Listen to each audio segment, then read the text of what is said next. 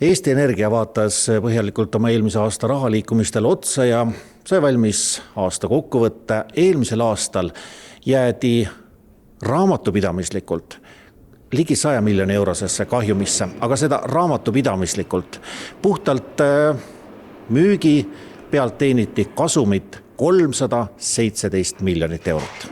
Raamatupidamise imelist maailma lahti seletades elektri, gaasi, õli ja erinevate teenuste müügi pealt ning kui tootmise ja firma tegevusega seotud kulud sealt maha arvata, sai Eesti Energia eelmisel aastal niinimetatud ärikasumit 100 miljoneid. Eesti Energia 2025 aasta tulemus jooksvast ärist, ma arvan, et võime selle numbriga rahule jääda, teenisime siis ka kulumeelset ärikasumit 317 miljonit ja puhaskasumit 112 miljonit. Samas tõesti, lõppkokkuvõttes raamatupidamislikult jäi ettevõtte kahjumisse 83 miljoniga, mille põhjustas põlevkivivarade allahindlus.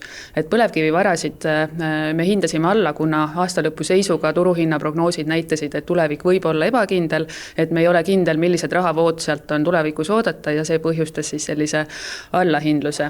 Lihtsamalt öeldes, ettevõtte põhitegevus teenis raha ja ärikasum oli tugev. Kahjum tuli sellest, et seaduse järgi tuleb põhivarade väärtus alla hinnata. Kuna põlevkivi hind on madal ja elektrihinna tulevik ebakindel, tuli põlevkiviga seotud varade väärtust vähendada. See ei tähenda, et raha oleks lihtsalt ära kadunud. Raamatupidamises loeb mitte ainult see, palju on kontor raha, vaid ka see, kuidas ettevõtte varade väärtus muutub. Nii võibki juhtuda, et firma on paberil kahjumis, aga riik saab dividende ikka.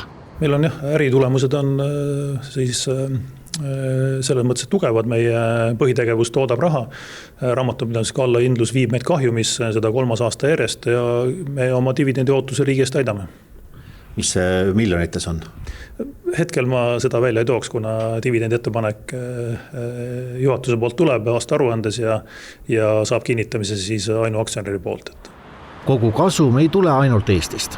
Eesti Energia tegutseb lisaks Eestile ka Lätis, Leedus, Soomes ja Poolas ning tulemused on kõigi nende riikide peale kokku. Kui palju Eestist kasumit teenite? Meil on väga keeruline ütelda niimoodi riigipõhiseid kasuminumbreid, kuna meie äri on integreeritud. Me näiteks toodame Leedus, sama elektrit saame müüa Eestis, et siin on väga raske ütelda sellist täpset piiri, et mis tuleb ühest riigist, mis läheb teise. Ütleme, et meie äri on riikide ülene. Ettevõtte suurim murekoht on põlevkivielekter. Põlevkivijaamad ei pääse sageli turule, sest nende toodetud elekter on kallim kui teistel tootjatel. Samas tuleb jaamu hooldada ja töökorras hoida ka siis, kui nad parasjagu ei tooda. Olukord võiks muutuda siis, kui Euroopa Liidus reformitakse CO2 kvootide süsteemi või pannakse see pausile. Me võime arvestada sellega, et täna meie põlevkiviplokid pääsevad turule, kui elektri hind on kõrgem kui 110 eurot megavatt-tunni kohta või siis 11 senti